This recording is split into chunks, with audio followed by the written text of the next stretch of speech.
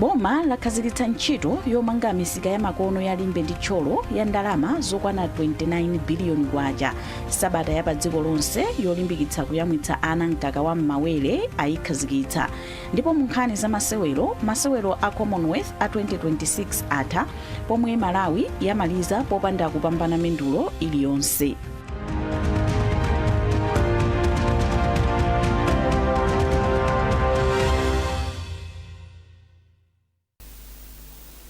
Takulandirani mu nkhani zathu.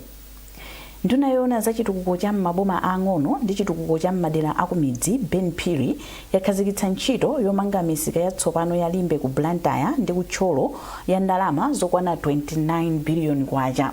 Poyankhula atakhazikitsa ntchitozi, Phiri ati chitukukochi chibweretsa kusintha komanso mwayi wa misika yabwino kwa alimi a m'maderawa. Tili ndi ripoti la Geoffrey Chinawa. Mwadzina misika iwiri ikhala ndi nyumba zochitiramo malonda komanso malo omangidwa mwapadera omwe azisungamo nyama ndi mkaka wa madzi zochokera kwa alimi a m'maderawa. Nduna yati malo osungira zinthu zozizira apaderawa achititsa alimi kuti ayambe kupeza phindu kamba kuti kwa nthawi yayitali akhala kumataya mkaka omwe omaola chifukwa chosowa malo abwino osungiramo. Pamene pa ndunayi inalimbikitsa anthu m'dziko muno kuti atenge umwini wa zitukuko zotere ndi kuonetsetsa kuti sizikuonongedwa. Tikufuna kulimbikitsa kwambiri ntchito za malonda. Tikufuna kulimbikitsa kwambiri kupereka malo abwino ochitira malonda. Komanso tikufuna kuthandizira anthu athu kuti adzipanga ndalama zokwanira pakatundu amene agulitsa. Mmene mukudziwira kunena kuti ku nduna kwathu kuli program ya trade imene yalimbikitsa kwambiri kulima zochuluka. Umene walimbikitsa kuna kuti anthu akalima adzipeza zambiri. Kodi akapeza zambirizo akagulitsa kuti? Poti malo tilibe. N'chifukwa chake tikupanga msika umenewo ndi cholinga chokuti anthu aja apeze malo okapangira malonda. Mkulu woyendetsa ntchito za bungwe la trade lomwe likutsogolera ntchitoyi ndi Barbara Ntapala ndipo akufotokoza zambiri zokhudza ntchitoyi. A trade program tikulimbikitsa mbewu zosiyanasiyana kuti alimi athu alime zimene zili mbewu 7 kuphatikizapo mkaka, ng'ombe pamene zili kuti beef, soya, groundnuts, komanso potatoes kuphatikizapo ulimi wa njuchi. So kunoko ku southern region tikulimbikitsa kwambiri ulimi umenewu wa mkaka. Ndiye pa zaka 6 zimene zapitazo pamene trade program inayamba takati kuwathandiza alimi athuwa kuti alime ndi kuti apeze phindu pa ulimi umenewu. So mu chaka chinocho cha 2026 to 2027 financial year ndi strategic direction yathu kuti tiathandizenso alimi amenewa kuti akhale ndi malo abwino oti azigulisapo ma products awo. Misika iwiri ayimanga ndi ndalama zokwana pafupifupi 29 billion kwacha. Itachoka apa, nduna inakatsogoleranso ntchito yokweza mafumu m'boma la Tcholo, pomwe tsopano Traditional Authority Ngolongoliwa ndi Senior Chief Ngolongoliwa, ndipo Group Village Headman Sam, tsopano ndi Sub Traditional Authority Sam. Phiri alangiza mafumu awiriwa kuti ayang'anire anthu awo modzipereka ndi mwachilungamo. Geoffrey Chinawa, MBC Tcholo. Wachiwiri kwa chancellor ku skulu ya ukachenjede ya Malawi University of Science and Technology MUST, Professor Address Malata walimbikitsa amayi omwe ali pa ntchito zaluso kuti atenge nawo mbali pa maudindo a utsogoleri komanso kuthandizana wina ndi mnzake. Professor Malata wanena izi pa msonkhano wa Women's Innovation Network omwe unachitikira ku Blantyre okonzedwa ndi Malawi Liverpool Wellcome Research Program. Edith Kaira ali zambiri mripoti ili. Amayi ogwira ntchito zaluso ndi kupanga zinthu zatsopano ochokera m'madera osiyanasiyana muno Malawi komanso maiko ena akunja anasonkhana mu mzinda wa Blantyre pa msonkhanowu omwe unapereka mwayi wogawana malingaliro kuonetsa zinthu zatsopano zomwe amapanga komanso kuphunzira kuchokera kwa anzawo. Polankhula pamwambowu wachiwiri kwa mkulu wa skulu ya ukachenjede ya Malawi University of Science and Technology MUST, Professor Address Malata analimbikitsa amayi kuti azipezera mwayi anzawo m'malo mochita mpikisano opanda phindu. Iwo ati mayi aliyense ali ndi mphamvu komanso luso lake lapadera, choncho ayenera kupitiriza kukhala okhazikika pa masomphenya ake. zofunika kwambiri kuti amayi azikhala ndi masomphenya makamaka nkhanizo zofufuza komanso za matekinoloji timati innovation kukhala ndi maganizo a zinthu zatsopano zimene zikhoza kuchitika pamoyo yathu tikuona kuti Malawi kusintha. Anzathu a MLW apanga msonkhano ndipo msonkhano unayamba dzana kunali kuyang'ana chabe ma innovation zinthu zopangidwa maganizo amene munthu amakhala nawo poyamba kenako ayika pansi nkuona kuti ndithopanga chani. Ndiye msonkhano kwambiri ndi wa azimayi ndeti kunena azimayiwo kuti achite zimenezo akhale ma innovators ayinokhala ndi masomphenya. Mmodzi mwa akuluakulu ku bungwe la Malawi Liverpool Welcome Research Program Dr. Alice Mbewe Ntalimanja anati msonkhanowu unakonzedwa pofuna kulimbikitsa amayi omwe ali ndi chidwi ndi ntchito zaluso ndi zinthu zatsopano pozindikira kuperewera komwe kulipo pa nkhani za uphungu kulumikizana ndi kuthandizidwa. Nationwide biggest gap inali kuti funding. Azimayi ndi funding zikumavutirapo kuti apeze funding kuti azipange ma business awo a innovation. Ina inali ya mentorship kuti pali gap yayikulu kwambiri yokuti mwina munthu ali ndi ma ideas akulu koma kuti apeze munthu kuti amuunikire kuti tipange chonchi pakhale zinthu za ndondomeko zinavutirapo. Ndeno kupanga organize event ngati iyi zimabweretsa mgwirizano koma collaborations kuti ma gaps amene tapezawo tikhoza kuyamba kuwapanga fix. Mmodzi mwa omwe anatengapo gawo pa msonkhanowu Blenda Mwaluwali anafotokoza kuti msonkhanowu wamuthandiza kwambiri ponena kuti waphunzira zinthu zaluso ndi mmene zingathandizire kuthana ndi mavuto omwe anthu akukumana nawo. Meeting imene ndiona ngati ndiyofunikira kwambiri chifukwa kutithandiza kuti tipeze njira zosiyanasiyana zothandizira ma community athu munjira yosiyana sikuti tingapangire mu class mokha innovation titokupangiranso anthu amene amakhala pafupi ndi ifeyo. Malawi Liverpool Welcome Research Program umachita msonkhano wa sabata imodzi omwe umatchedwa kuti Innovation Hub chaka chilichonse omwe umasonkhanitsa ofufuza amalonda ndi anthu opanga zinthu zatsopano kuti agawane nzeru kusinthana malingaliro komanso kupititsa patsogolo zaluso zokhudzana ndi zaumoyo. Msonkhano wa chaka chino unachitika pansi pa mutu wakuti kulimbikitsa amayi kuti atsogolere zaluso ndi zinthu zatsopano. Edith Kairwa, MBC, Blantyre. Nduna yoona za umoyo ndi ukhondo Madalitso Waloi wayikhazikitsa bungwe la omwe anaphunzira pa skulu ya ukachenjede ya Kamuzu University of Health Sciences ku Hesi mu mzinda wa Lilongwe ndi pempho kwa anthu komanso kampani zomwe sizaboma kuti zithandizire ntchito za umoyo mdziko muno. Awaloi ati ntchito za umoyo zikusowekera thandizo lambiri kotero nkofunika kuyika zinthu zonse zoyenera kuphatikizapo kusula anthu omwe amagwira ntchito za umoyo. Mwayintu modzi wadzandiza mbiri mu ripoti ili. Awaloi ati boma ndilokonzeka kugwira ntchito limodzi ndi bungwe lomwe anaphunzirapo sukulu ya ukachenjede ya Kamuzu University of Health Sciences ku Hesi pothana ndi mavuto omwe ali ku ntchito za umoyo. Izi zofunikira kwambiri kukhazikitsa bungwe limeneli chifukwa chonena kuti lero taona kuti kukhazikitsa kukhako ali ndi cholinga chokuti athandizirenso anthu ena omwe maphunziro mwawo akusowekera zinthu zosiyanasiyana makamaka fees, accommodation komanso apart from kuthandiza wina ndi zake makamaka amene ali m'masukulu panopa ngati dziko timadaliranso kuti anthu amene wakabwera pamodzi ndi kukonza mavuto ena omwe alipo mothandizana ndi boma mothandizana ndi mabungwe ena ndiye kuti unduna wonse wa za umoyo komanso umoyo wabwino wa thanzi wa Malawi wina aliyense ukhala upita patsogolo. Wachiwiri kwa mkulu wa sukulu ya ukachenjede ya ku Hesi Professor Macpherson Malewa wati kukhazikitsa kwa bungweli kwachitika mu nthawi yake. Iwo ati chokondweretsa nchakuti bungwe lakhazika posonkhanitsa ndalama zothandizira ophunzira pa sukuluyi omwe ambiri mwa iwo akulephera kupeza zofunika pa moyo wawo. Indeed ndisoona kuti mwakhala mukumva nkhani zosiyanasiyana zokamba anthu kudandaula kuti imene mafizi akwera sapezeka kuti ma students ena asiya sukulu chifukwa chopanda ndalama.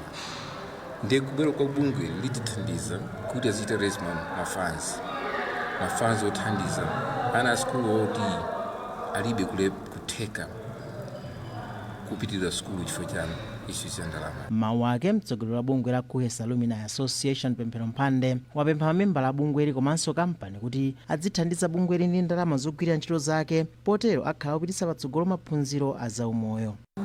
Muli mphamvu anthu tikabwera pamodzi kuti ine ngati mapande ndipangako ka 5,000 kwacha ena asapangako ka 5 ndi mukaphatiza pamodzi makhaza mbiri zinthu zija so munthu mmodzi amakhala ndi chipsinjo chona kuti ndalama zonse zoyera kwa iyeyo pamene mukapita kwa mmodzi kuti mufuna 20 million kwacha akupasa nero ngati nazo mawa anyiyirika ndi zokuti mauza kuti ife ndi mphamvu for tili kwambiri osati ndikuthekera ndiye ngati ngabwera pamodzi chaka ndi chaka mwezi ndi mwezi komanso kusati makobiri pang'ono tingati panga raise ndalama zambiri zomwe zingati kusintha miyoyo ya ana skulu amene akuvutika komanso kusintha dziko lino. Ena mwa omwe athandizapo ndi bank ya First Capital komanso mkulu ochita malonda Hitesh Anatkat ndi ndalama zokwana 35 million kwacha. Mwayi mtumodzi MBC Lilongwe. Dziko la Malawi lichititsa msonkhano wachiwiri wa akatswiri a zachipatala ochokera ku chigawo chakumwera kwa Africa komanso ku Ulaya wa Association of Clinical Officers and Physician Associates omwe uzachitikire kudowa kuyambira pa 1 mpaka pa 3 mwezi wa Oktoba chaka chino. President wa bungwe la akatswiri a zachipatala la POM a Solomon David Chomba wati akufuna ndalama zokwana 200 million kwacha zoyendetsera msonkhano waukuluwo. Achomba ati msonkhanowo ndi wofunika chifukwa akatswiri a zachipatala adzakambirana zakafukufuku komanso kugawana nzeru zomwe zingathandizire kutukula ntchito za umoyo m'mayiko awo. Iwo amalankhula pa mwambo wa mgonero omwe anakonza pofuna kupeza ndalama za msonkhanowo.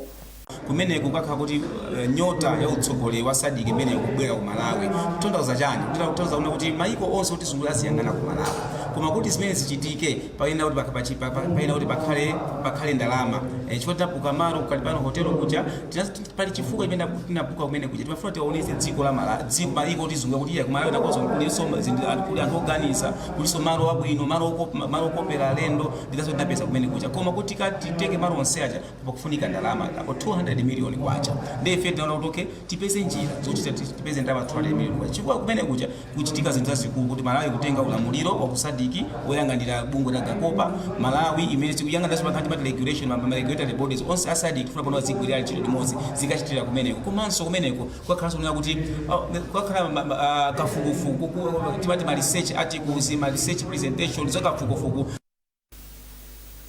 Mlendo wolemekezeka pa mwambowo anali mmodzi mwa akuluakulu ku konsolo ya Lilongwe Amusa Mwale omwe anati akatswiri a zachipatala ndi ofunikira kwambiri potukula ntchito za umoyo pa dziko lonse. Ifeyo ngati ma konsolo ang'ono timadalira zipatala anthu kuti agwire ntchito komanso kuti anthu akhale ndi umoyo wawo bwino timadalira anthu amene amagwira ntchito mzipatala. Choncho ngati ma konsolo ndife osangalala kuti anzathuwa akumana komanso akukonzekera kudzakumana ngati gulu.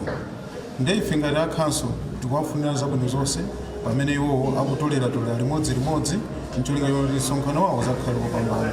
Tili ndi chikhulupiriro chonena kuti nthawi imene adzakhale akukumana ngati anthu ogwira ntchito amzipatala amatha kukumana ndi zovuta zosiyanasiyana ndipo mkumano umenewo athe kukawunikirana zosiyanasiyana kukhudzana malamulo komanso mapolisi osiyanasiyana amene amathandizira kuti akonzedwe ndi cholinga kuti ntchito zawo azigwira ntchito bwino komanso athe kufikira anthu osiyanasiyana. Dziko la Malawi lero lakhazikitsa sabata ya pa dziko lonse yolimbikitsa kuyamwitsa ana ndi pempho loti anthu agwirizane pofuna kulimbikitsa kuyamwitsa ana kuti pakhale zotsatira zabwino pa umoyo. Wachiwiri kwa nduna ya za umoyo a Charles Chilambula anafotokoza ubwino wambiri wa kuyamwitsa ana kuphatikizapo kuchepetsa chiopsezo cha amayi kudwala khansa ya m'mawere komanso khansa ya mchiberekero. Mtolankhani wathu Trust Office anali nawo pa mwambowo ndipo akhala akufotokozera zambiri. Ndi zoonadi kuti lero unduna wa za umoyo pamodzi ndi bungwe la World Health Organization akhazikitsa sabata yapadera imeneyi sabata yolimbikitsa amayi komanso anthu osiyanasiyana kuti alimbikitse amayi kuti aziyamwitsa ana pamene ali achichepere. Anatsindika ubwino olimbikira khalidwe limeneli loyamwitsa ana pamene angobadwa kumene komanso kufikira miyezi 6 kunena kuti zimathandizira ana aja kuti akule mwathanzi komanso adzachite bwino pa maphunziro awo. Komanso sipokhapo zimathandizira amayi kuti apewe matenda. Pali matenda a khansa ya chiberekero komanso matenda a khansa ya m'mawere.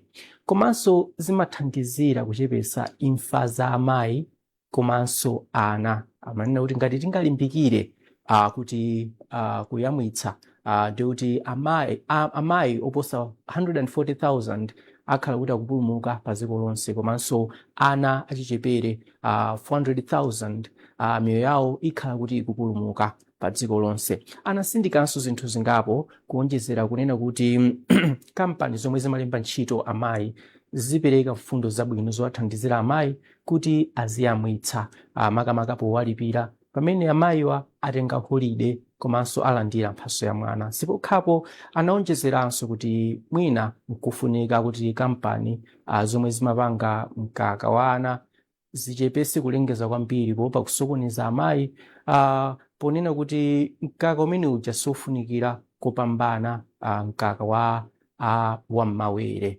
So zikuluzikulu zomwe zinali ku msonkhano okhazikitsa sabata imeneyi ndi zimenezi. Padakali pano tikubwezereni ku Kwacha Blantyre.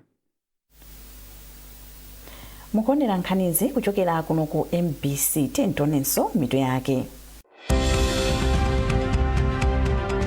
Boma lakhazikitsa ntchito yomanga misika ya makono ya limbe ndi tcholo ya ndalama zokwana 29 biliyoni kwacha. Sabata ya pa dziko lonse yolimbikitsa kuyamwitsa ana mkaka wa m'mawere ayikhazikitsa. Ndipo mu nkhani za masewero a Commonwealth a 2026 atha pomwe Malawi yamaliza popanda kupambana mendulo iliyonse.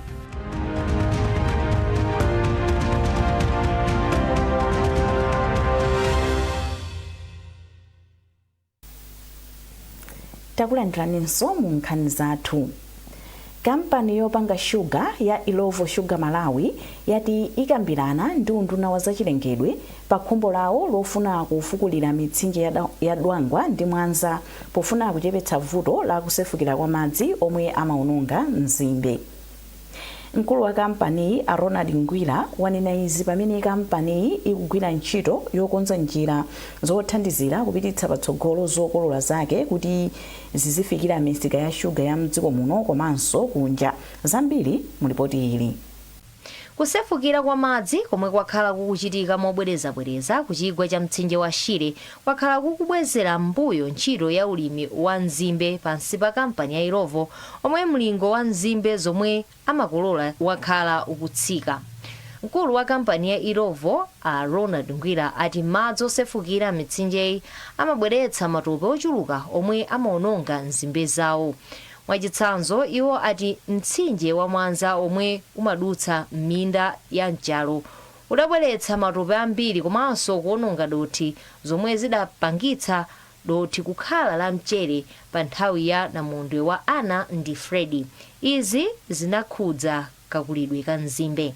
Pofuna kuthana ndi vutoli, kampani ya Ilovo ikufuna kufukula mitsinje ya Mwanza ndi Dwangwa kuti athane ndi vuto la kusefukira kwa madzi lomwe likumasokoneza ulimi wawo.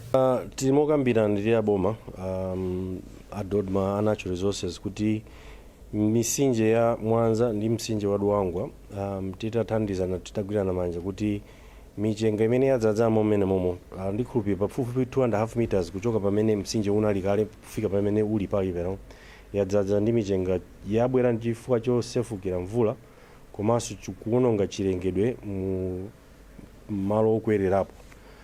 Cholinga chathu njoti pakati pa ife ndi aboma tigwirane manja kuti kuchoka pa M5 Dwangwa bridge mpana unyanja titathandizana kukumba kuchotsamo madoti matope ndi mchenga kuti mtsinje ubwerere mwakale chimozimozi ku Mwanza river kuchoka pa M1 pa Mwanza bridge chakufupi ndi kunchaloko mpaka na mtsinje mwa Shire titafukulamo kuti madzi azitha kupeza apeze khwawa lawo lakale langonagona kuti madzi azitha kupita. Komabe monga Ngwira afotokozera, izi zifunika chilolezo kuchokera kwa akuluakulu azachilengedwe kuti atsimikizire ngati dongosololi lingatheke komanso ngati lili ndi phindu lalikulu. malipota akusonyeza kuti mtsinje wa dwangwa wakwera pafupifupi ndi mamita 2 zomwe zimapangitsa kuti madzi azisefukira mosavuta. Elin Chimoyo, MBC, Blantyre. Wachiwiri wakale wa mtsogoleri wa dziko lino Akhumbo Kachali auza mamembala a Mzuzu Rotary Club kuti apitilize kuthandiza ndi kusintha miyoyo ya anthu ovutika mdziko muno. Akachali ayankhula izi pamwambo oveka nyota president watsopano wa Mzuzu Rotary Club a John Nkandawire. Hassan Phiri wabwera ndi zambiri mu ripoti ili.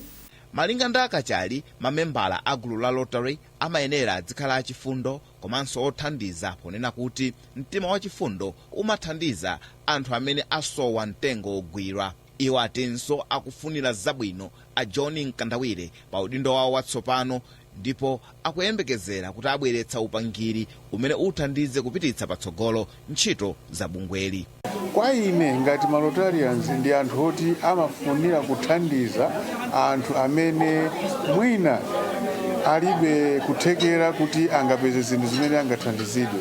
So ndi anthu ozipereka mwakufuna kwawo kuthandiza anthu osiyanasiyana. Ndiye kuno ku Malawi tinawo mabungwe amenewa, ndipo kuno ku Mzuzu ndi bungwe limene. Ndiye kubwera kwangu nabwera kuwalimbikitsa kuti tiye tipitirize ntchito za chifundo, ndipo iwo alonjeza kuti apitiriza kupanjira za chifundo zimenezi. Poyankhula atawakhazikitsa pa udindo wa president wa bungwe la Mzuzu Rotary Club a John Nkandawire ati apitiliza kugwira ntchito za chifundo kufikira anthu amene akuvutika komanso kupereka thandizo muzipatala monga cha Mzuzu Urban Community chomwe chinkadziwika kuti Mapale ndi chipatala chachikulu cha Mzuzu Central. Tena kukhala ndi mgwirizano ndi mapartners anzathu Mapale Health Center, for example, Zolozolo Health Center, even Mzuzu Central Hospital. Sipochoona kuti chonena kuti ndalama za boma zoperewera sizingakwanira aliyense. Ifeyo ntchito yathu ndi kuthandizira aboma kuti tifikire aliyense kuchokera antauni ndi mamizi. Nkandawire atenga udindo kuchokera kwa Elvis Kawonga. Nkandawire akuyembekezera kukhala mtsogoleri wa bungweli chaka chino mpaka chaka chamawa. Hassan Phiri, MBC, Mzuzu.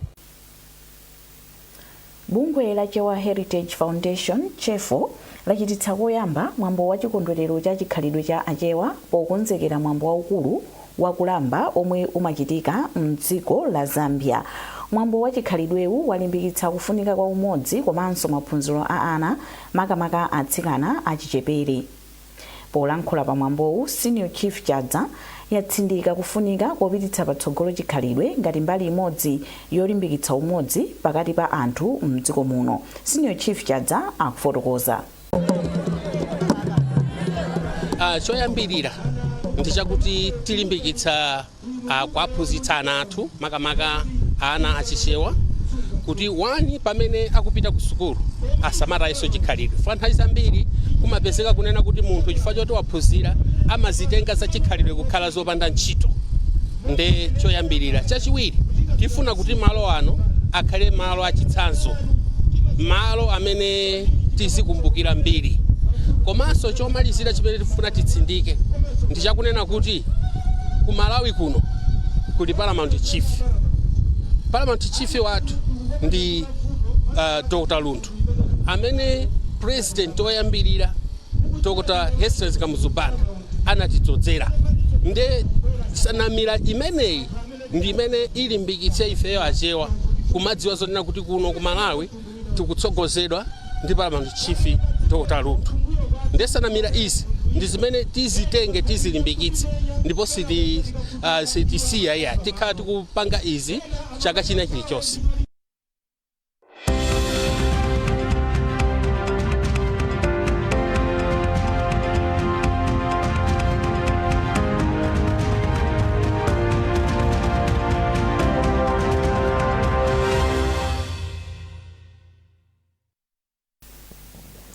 Munkhani za masewero.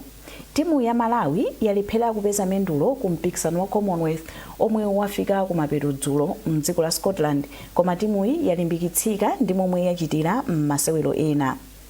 Mtolankhani wathu Norbert Jameson tili naye muno kuti atambasule zambiri. Norbert, takulandira.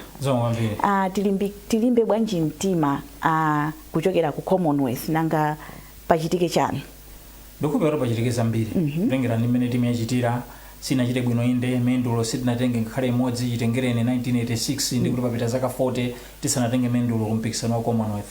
Koma tikayang'ana mmene tachitira m'masewero ena ngati asimenyisi mwaka masewero othamanga anafika mpaka ndimi ya semi-final pa mtunda wa 200 meters komanso wa 400 meters zomwe zaka zapitazi zimavuta zotero zokuti tikwaniritse. Tikayang'ananso Elias Bonzo omenya nkhonya nayenso anafika mpaka na ndime ya quarter final zomwe zakhazi kutivuta kwambiri mbuyomo. Koma mendulo zomwe tinatenga mbuyomo mu 1986 tinatenga kudzera mu nkhonya zomwezi, mu 1970 nkhonya zomwezi, koma panopa Bonzo anafika bi quarter final yomwe kunali kuyandikira ndithu kuti akoza nayenso kubweretsa mendulo. Ndiye tikhoza kulimbikitsika ndi mmene awawa achitira. Komanso tikayang'ana timu ya mpira wa manja ya Queens mmene yachitira yamaliza pa namba 7 sizonyaditsa inde koma ndi timu yoti inali ya ana achisodzera.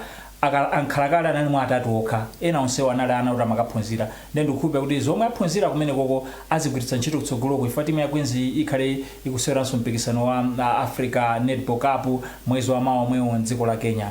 Ndiye zoyenera kuchita ndikukhulupirira kuti zokonzekera za mpikisano wina umene ukubwera wa Commonwealth 2030 tiyambiretu pompano.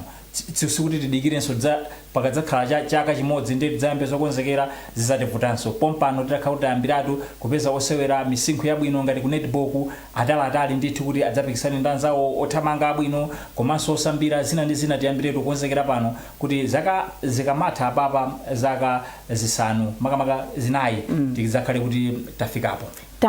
Tamva kuti asimenyesi mwaka atachoka ku Commonwealth panopa wafika ku kampu ya Scorchers ku Morocco.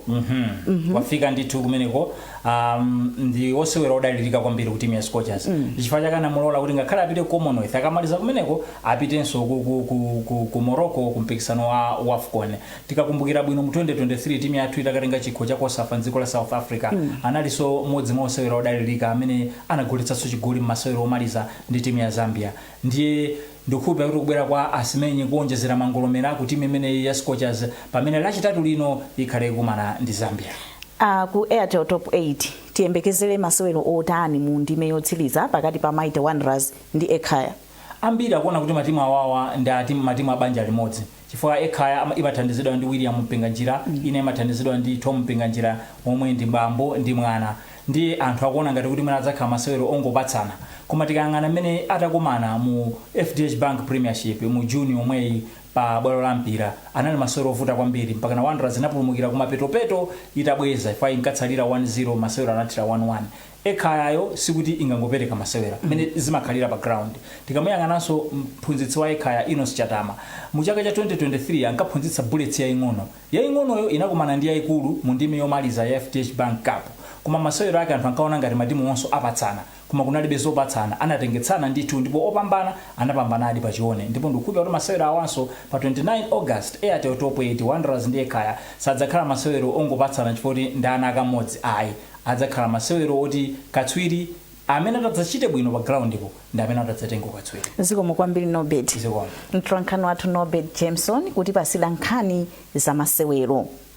Ndipo pomaliza nkhanizi nayinso mitu yake.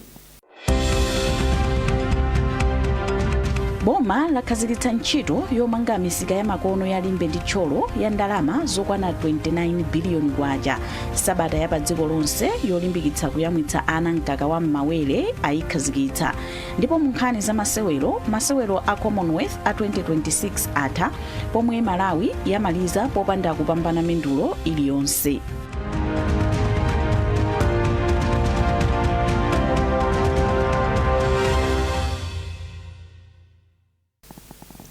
Pezani nkhanizi ndi zina zambiri popita pa mbc.mw kapena mbc digital pa Facebook, Instagram komanso X. Munali ndine Aida Chiwaya, masana abwino.